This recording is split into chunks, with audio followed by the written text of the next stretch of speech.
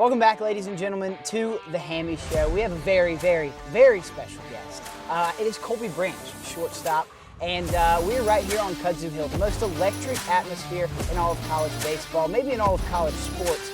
Right here, where so many games have been watched by me, by many, and we've watched this guy take the field. How you doing today, Kolby? Doing great. How you doing? Good. I appreciate you doing this with me. This is awesome. This is awesome. This is my second time on Kudzu Hill. I love this place. Oh, that's so good. So let's start there. Kudzu Hill, like I said, one of the most electric atmospheres. Yeah. Y'all show us some love when you're rounding the bases, especially after a home run, giving us, whatever. But like you said, it's your second time up here. How's the view? Do you like it? It's awesome. I mean, I didn't realize it's this good of a view, but like whenever you're playing out there and you can see the atmosphere that's just hanging out. Oh yeah. And it being just electric, like you said. It's awesome to look at, and you see everybody getting rowdy, grilling the team's bullpen. It's fun to see, and it's what you want in, sports. Yeah, exactly. So these fans have welcomed you in since you got here 2 years ago, and now you return. Let's talk about the return real quick. What went into that decision? Why come back this year? Yeah, I mean, it took a lot, but it's awesome. I'm excited to be back. The opportunity to be that leader piece and take over with a team that is going to have a lot of transfers, going to have a new team, new faces. We'll have some returners, but I expect to be really good, and the coaching staff does a phenomenal job in the portal, as you've seen over the past 2 years. And having an opportunity to be back with that team and go shoot for a national title is something that you dream of as a kid, and it gives me chills thinking about it, right now. But we're only in August. Yeah. And it's wild to think about. That's awesome. Yeah. So the maybe best problem to have is having studs like in your first year here, Condon, Corey Collins, they go off to the league after that year. And then last year, Slate takes a big step forward. Robbie, Zabo, just some huge key pieces that are now gone. But like you said, the transfer portal is a big part. We don't rebuild, we reload. That's right. You as a transfer formerly, what is your message to those new incoming guys that are just getting here for their first year? Yeah, I mean, you saw guys like Robbie and Zabo and, key pieces that people will remember for forever, even though it was 1 year. Mm-hmm. You're going to have a couple of those guys that are going to be remembered for a while. And, you don't know who they are. And right. It's because we have so much talent and there's so much depth, and you don't really know who's it going to be. And that piece is cool to kind of find out who your dogs are. And I guess the advice would be, come in, be yourself, be who you are at the core.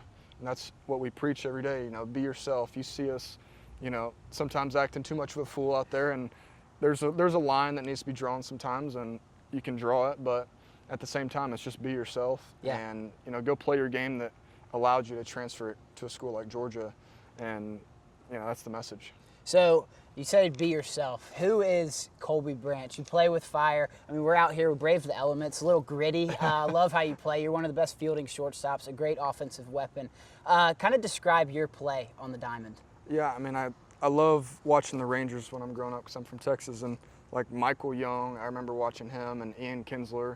And those are kind of way back. Those might be, 2010. But the way they play is just scrappy and, a silent, not going to do much talking unless it's there. And I like being the leader on the field. I like knowing that everybody's kind of looking to me for direction on the field, and I don't have to say much, unless it needs to be said. And that kind of leader. Yeah. I'm hoping to grow into that role a little bit more, and look to guys like Henry Hunter and Corey Collins and those type of guys, to help me, lead all these transfers that are coming in, and right. Looking kind of to me to sit here and be like, hey, where do I go get food at today? It's it's simple things like that. Right.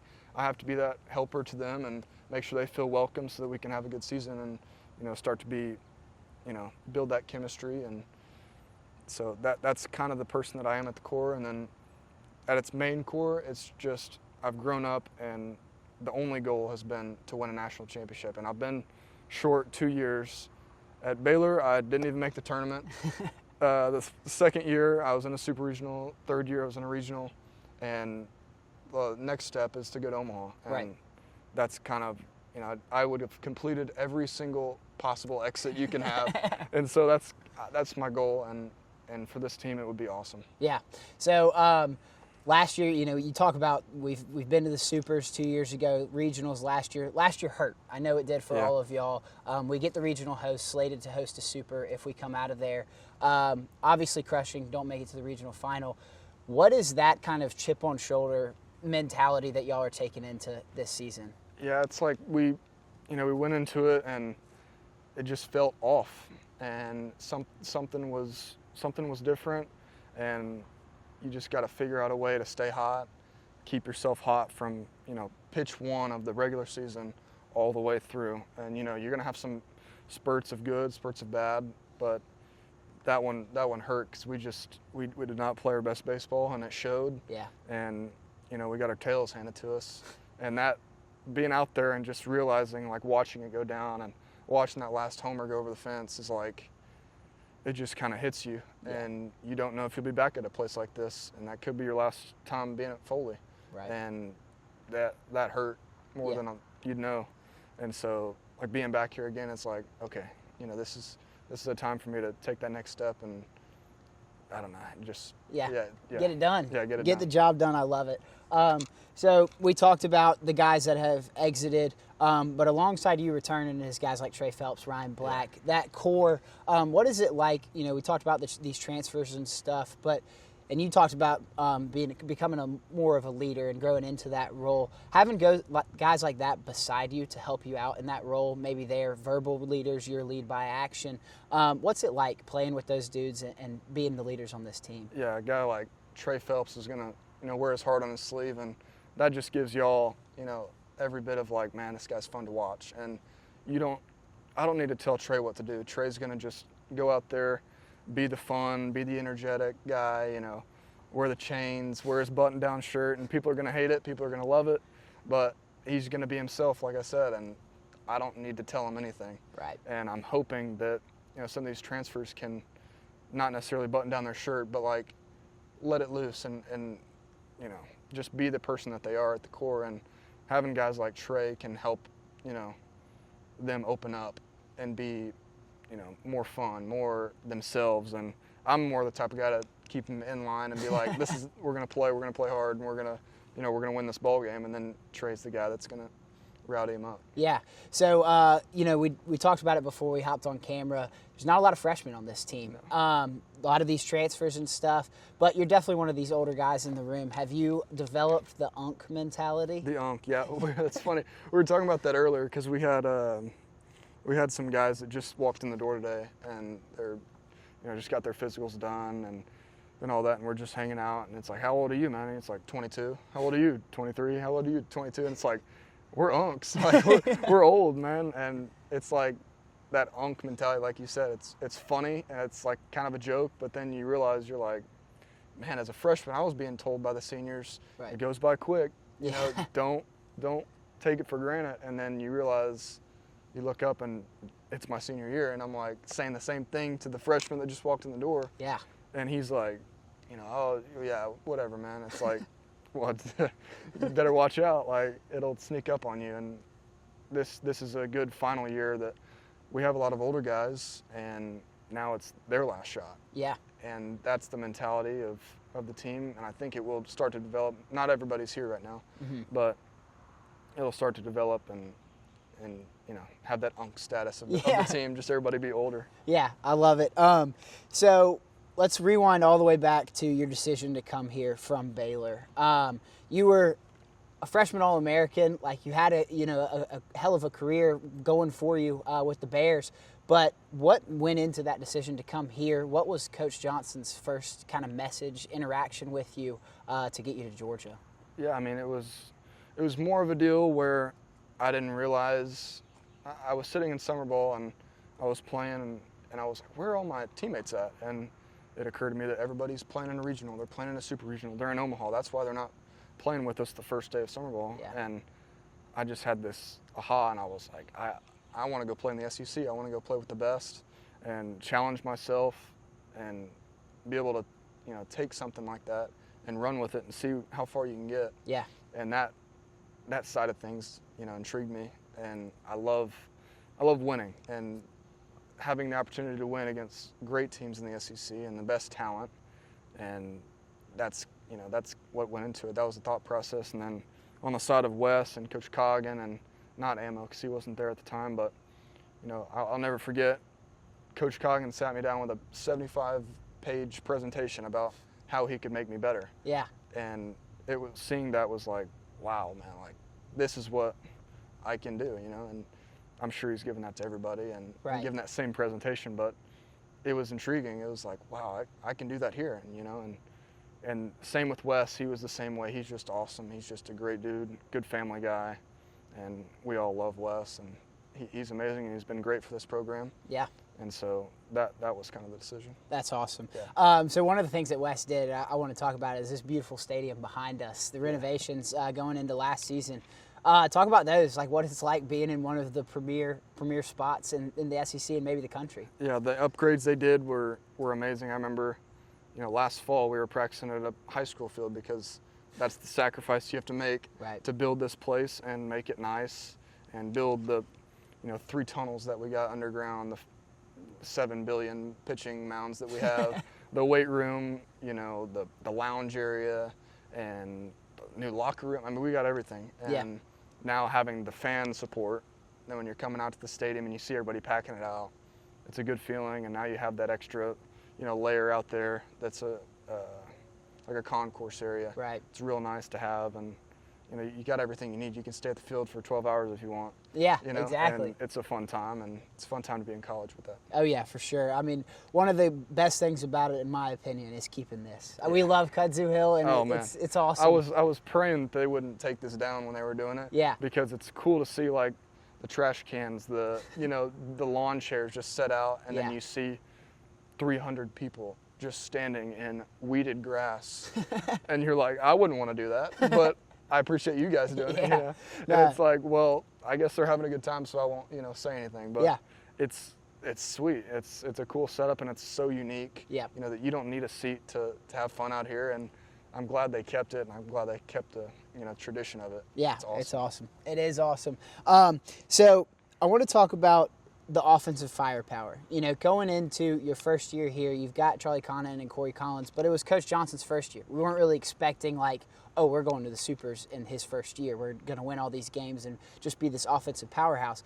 Last year, y'all come into the season, and I think it was you, I think it was a lot of the guys, somebody asked, who's the best batter on this team? And you're like, whoever's in the box. Yeah. And kind of have this mentality. Coach Johnson is a pitching coach, but this offense has been the staple of his tenure at Georgia thus far. Talk a little bit about, the offense, and you're such a contributor to it, and all these guys around you. The secret sauce is Wes. The secret sauce is Coach Coggin. The secret sauce is Coach Ammo. Strength and conditioning, all those coaches play their unique part in, guiding what needs to be done that day, and every day we have a plan. I don't think I've gone a day without taking a swing on video and making sure that it's the same swing as it was yesterday, as it was 2 months ago, and if it needs to change, then I change it like that. Yeah.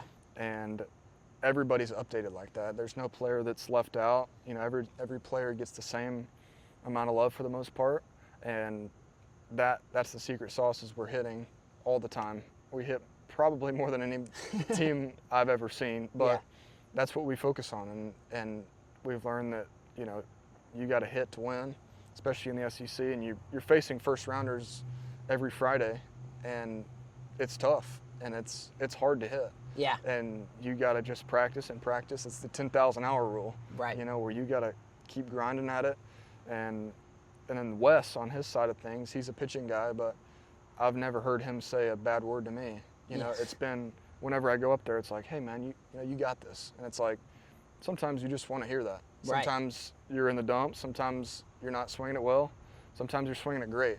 At the same time, all you want to hear is, man, you look great out there. You're not going to tell Scotty Scheffler he looks terrible right before he takes a wedge shot. Yeah.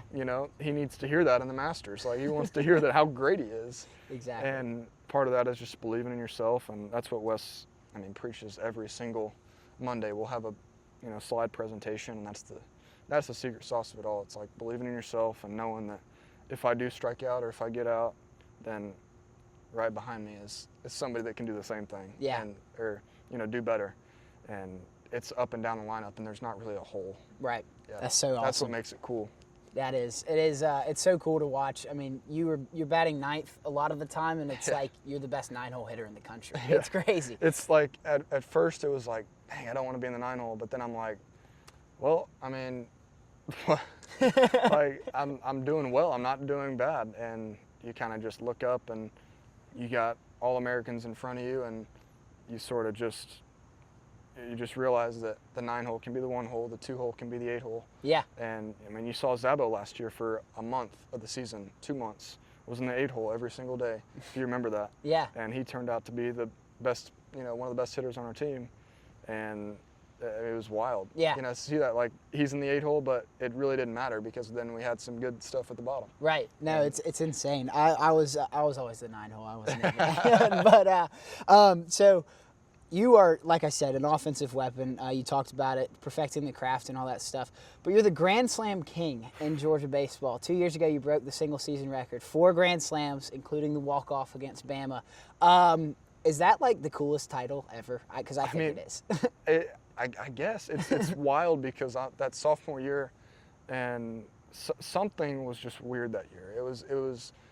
I felt like every time I came up there, I had bases loaded, and I might have led the country in Grand Slams or whatever it was for that season, but I probably led the country in the amount of times I stepped up to the plate with bases loaded. I swear it. I've struck out plenty of times, like Michael Jordan when he, shoots the game-winning shot. He misses a lot. Yeah. But he might hit it. And for whatever reason that year, I just ran into a bunch of situations, and then it kind of calms you when, like, let's say there's 0 or 1 out. It's like I have Corey Collins and Charlie Condon coming up behind me.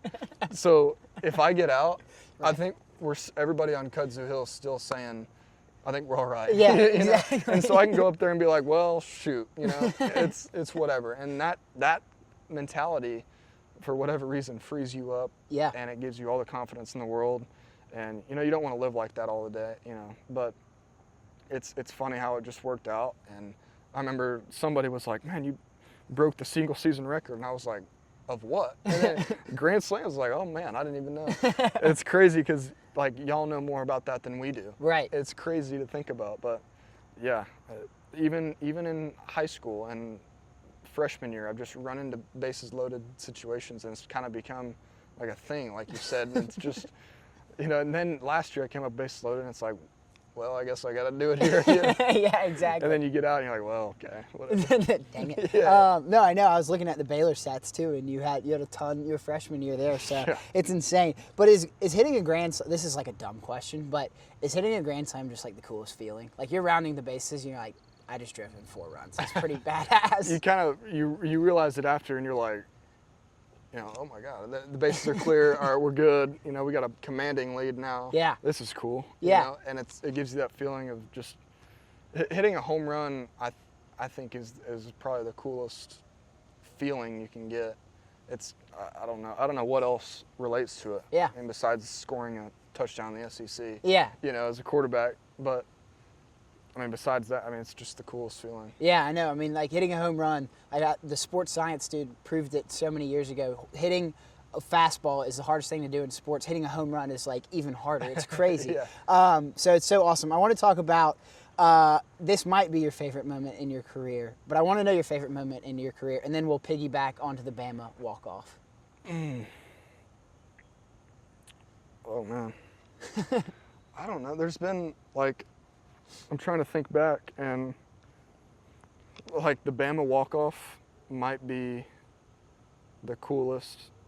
The coolest was not to toot my horn, but the Georgia Tech home run, that regional home run. Yeah. That was like a cool.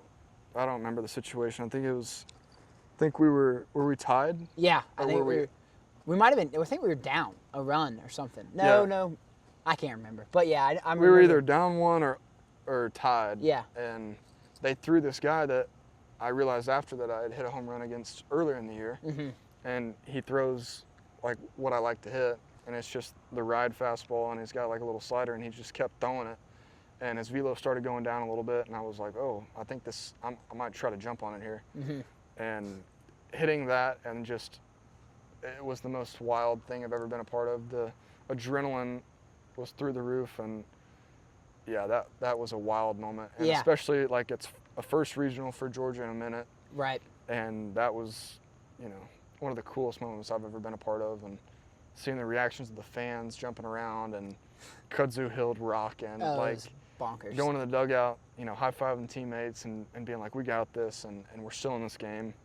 And Georgia Tech. Yeah. And and that was my first year, knowing what Georgia Tech was. Right.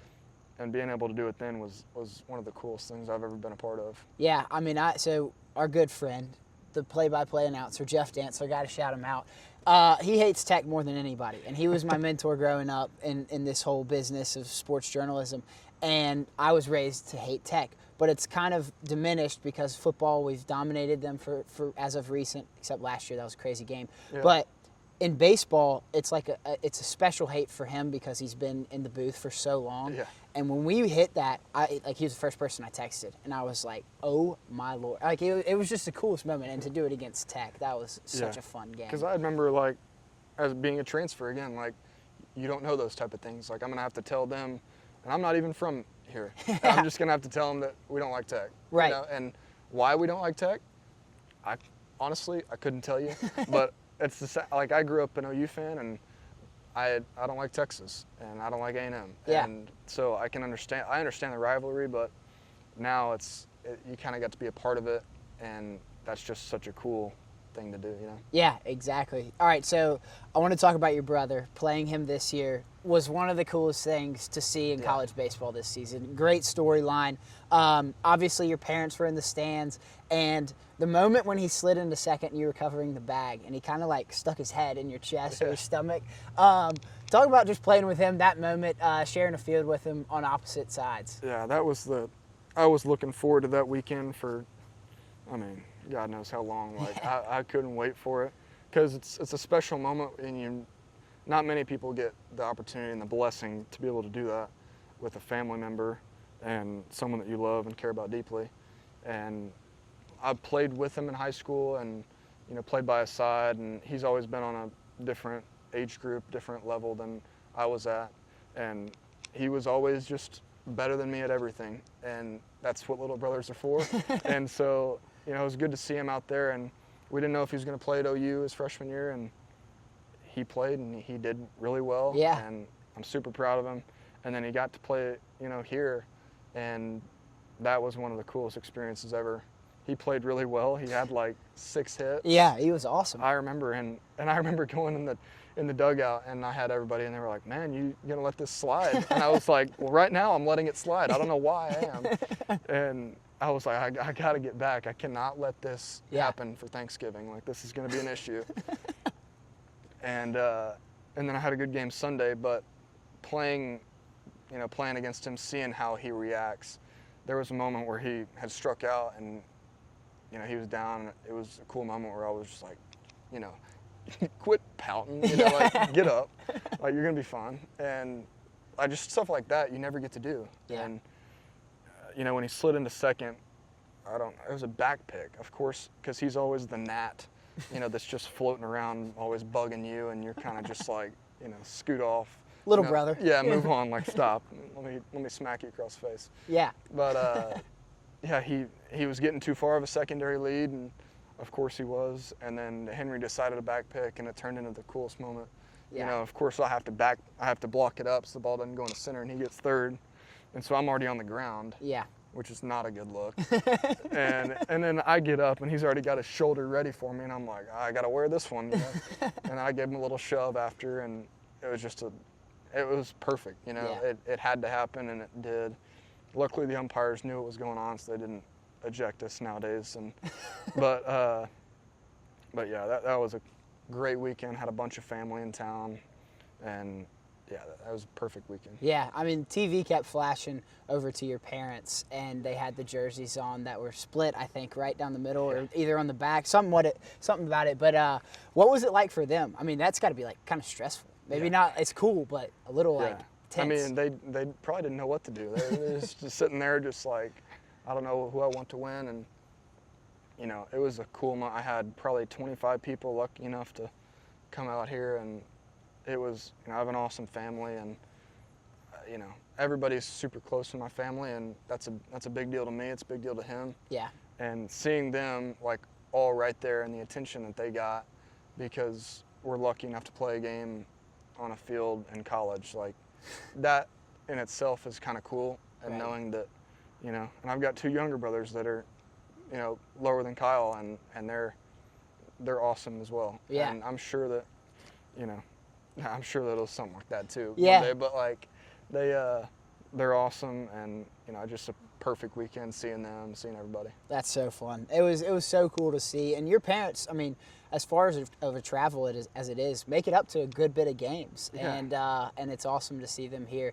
Dantzler, like I said, he always shouts them out on the radio. Oh yeah, he's always doing that. Yeah, and if they're not here and they're at OU or wherever, he's always shouting out OU and your Right. little brother. So it's cool to see. And It's cool because my dad was like, you know, I will cheer for whoever has the best chance to make it to Omaha. Like that was his like, I'm not gonna pick sides here.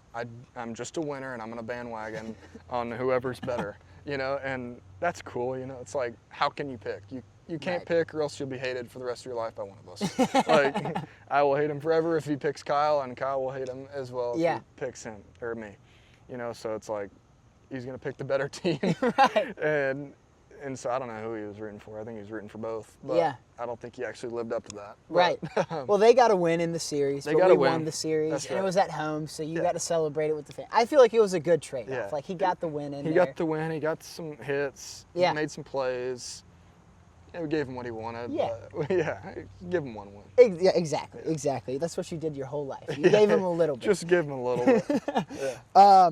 So let's oh yeah, Clemson. So last year or 2 years ago, 15-inning game. We were just on the phone with Lakos before this. I was here for the 2018 game when it went to, I think it was 18 innings. It's kind of developed into a little rivalry. It was a little tense 2 years ago, and then this past year we get beat in Clemson. But I want to talk about that 15-inning game.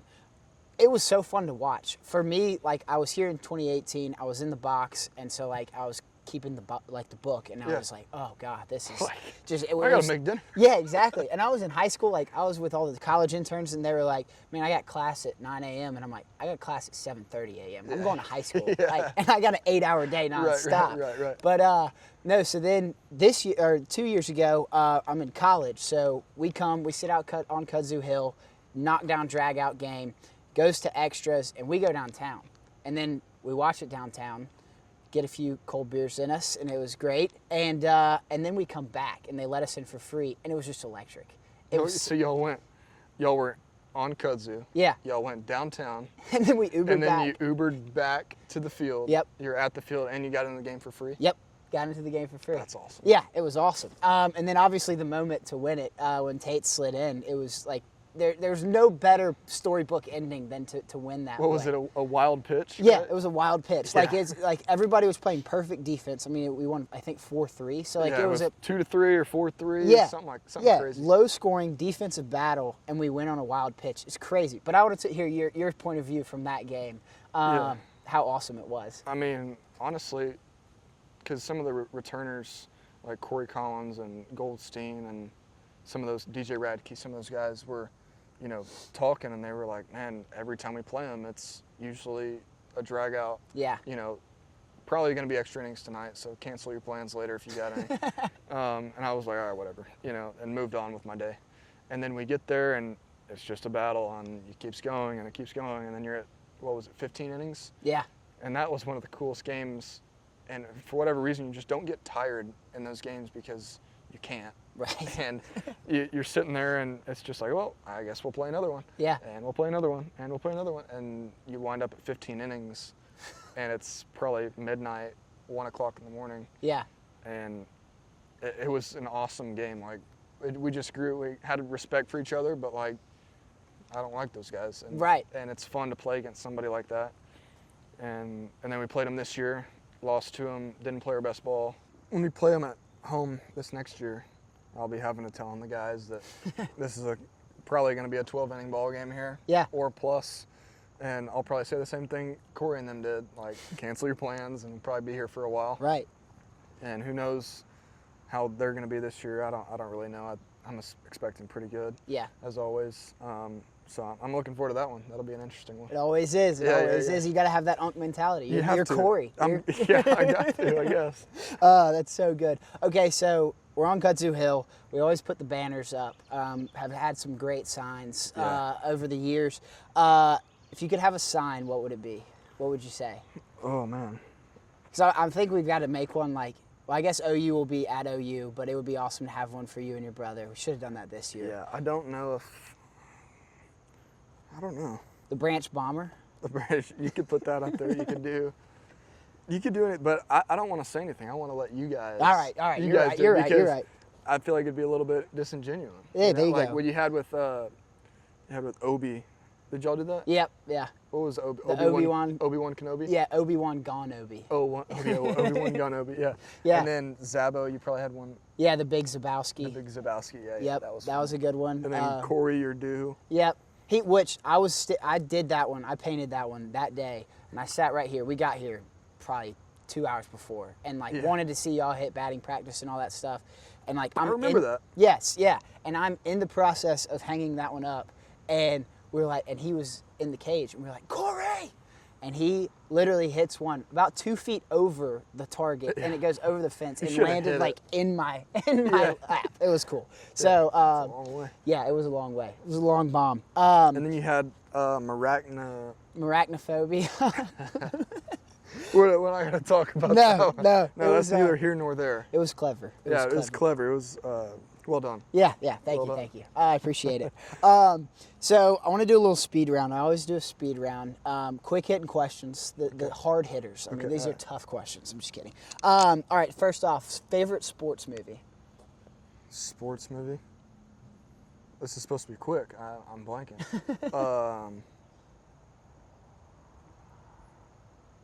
You gotta give me a minute here. I don't want to say the wrong thing. I know it's tough. There's so many great baseball movies, which I feel like is the direction you're going in. But I love the other ones too. There's plenty. Remember the Titans? Yep. Is classic. 42 is a good one. Yeah. Field of Dreams. Love Field of Dreams. I can't think. There's more sports movies out there. Sandlot's like my number 3, I think. Yeah, I haven't seen Sandlot in a while. I'd have to remember. It's a good movie though. Field of Dreams might be my favorite baseball Field of Dreams is good. And then Major League. Mm-hmm. Major League's good. Major League's awesome. The Natural's awesome. Bull Durham. Oh, so good. Good. We can go on and on. We can go on and on. All right, next one. Favorite away game or environment that you've been in? Ooh. A&M had a good environment. Mississippi State was good. Or favorite win on the road? How about that? Favorite win on the road? I think the sweep last year at Florida, and it wasn't a big environment. Right. But the sweep at Florida and the sweep at South Carolina 2 years ago was like some of the coolest moments. Because when you sweep on the road, that doesn't happen. No. And so when you do that, it's like, yeah, let's go. Yeah. So those two, I'd probably say, and then Texas was a cool place to play. Yeah. Texas and A&M being able to go back home. Yeah, that's awesome. Yeah. That's awesome. All right, favorite food? Favorite food? Any steak. There you go. Steak's good. A good steak is good. And then sushi. And then any Tex-Mex. Yeah. Yeah. All right, what's your favorite Tex-Mex? There's so many. I love fajitas. Okay. So any fajitas, if you know Sunset style. Yeah. If you know what that is. Yeah. It's a little bit spicy. Yep. It's good. It's got that queso. Oh, yeah. I just got back from Dallas, and we had... Oh, you did? Oh, yeah. Did you go to Mi Casino? No, we didn't. We went to, God, what was it called? I can't remember. Yeah. But it was awesome. Yeah. But we went for the Braves-Rangers game. Oh, it was nice. Electric. Nice. Which I guess you're a Rangers fan growing up. I'm Braves. I'm turning into a Braves fan. Yeah, you're right here. So I'm right here. I've been to a couple, and they're pretty fun. Yeah. I mean, Truist is an awesome stadium. Yeah. But being out there, and I've never been into an indoor baseball stadium. It's nuts. It's wild. It sounds like Mercedes-Benz in the SEC championship. Like the sound reverberation, it's crazy. It's so loud. Wild. It's a good time. Yeah, it was awesome. All right, back to the speed round. We're getting distracted. If you could play any other college sport, what would it be? Football. I love it. I would love to play quarterback. Yeah. That would be awesome. There you go. Kolby Branch, the quarterback. You got the quarterback name. That's a good quarterback name. Branch? Yeah. It would look good. Dang, I should have been a quarterback. You got to get a Zachariah Branch jersey. I know. I should text him. Yeah, you should. Just be like, we should make a. Y'all could jersey swap. Yeah, we could jersey swap. We should totally do that. Let me take the picture. Do it. Yeah. Okay, awesome. We'll All right. hook that up. All right, sweet. Okay, so Kolby Branch, the quarterback. I love it. All right, hardest pitcher you ever faced? So many. Durangelo Sagente. I don't know how you say it. Yeah. Durangelo Sagente or Yeah, I think that's- Mississippi State. Yeah. And he was just on that day. From Texas, their lefty. Yep. Jared Spencer. He was nuts. He was good. Kyson was good. Kyson was good. I finally started seeing him after like 7 at-bats.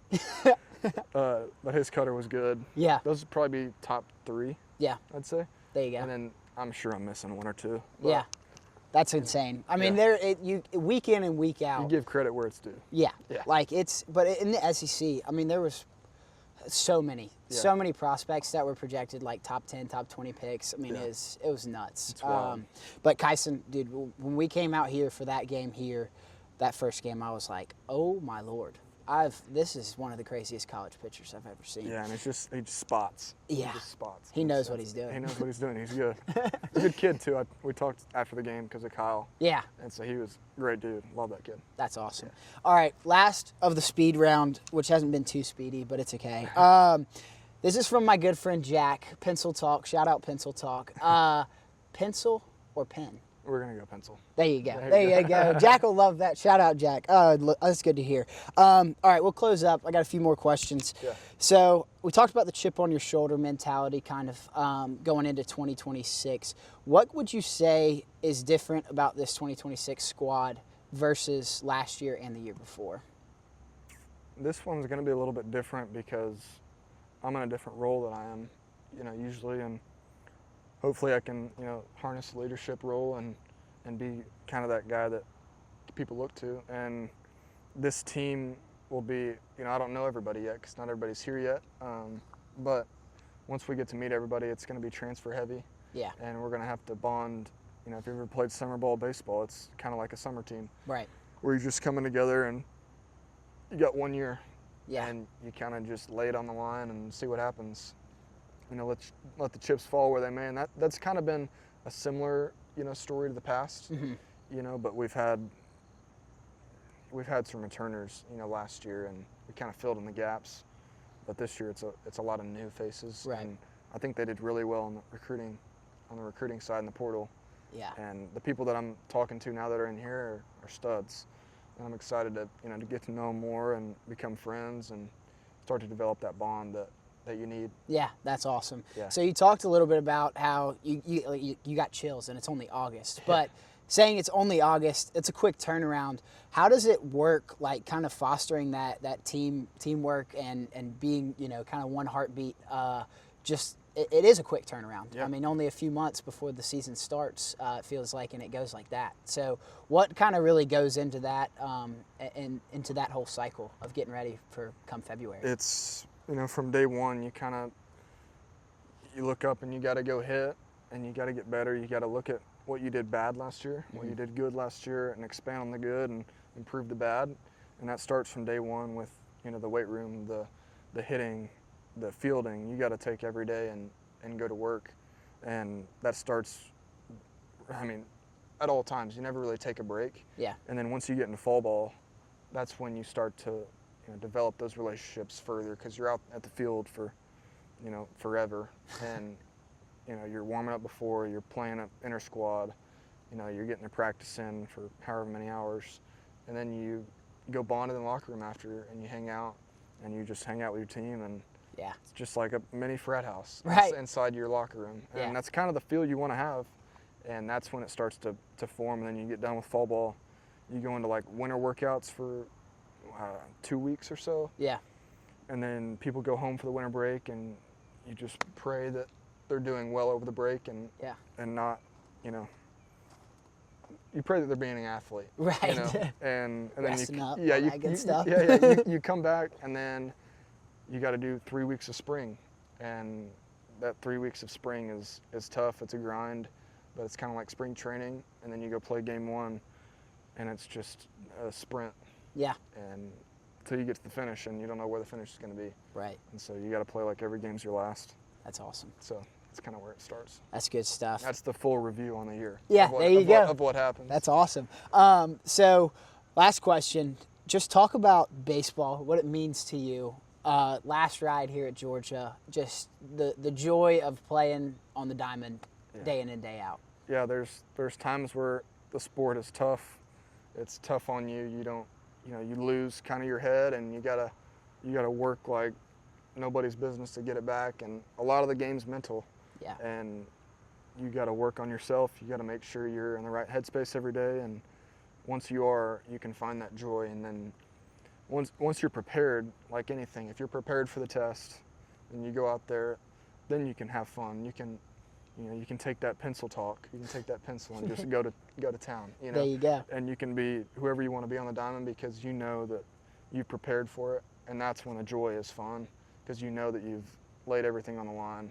But if you haven't, it'll start to catch up to you quick, and you'll realize that I'm not good enough. Yeah. And I cannot hit 100 miles an hour with a splitter. Yeah, I can't unless you've gone out there and done it. And so that's where the joy comes from, is the preparation.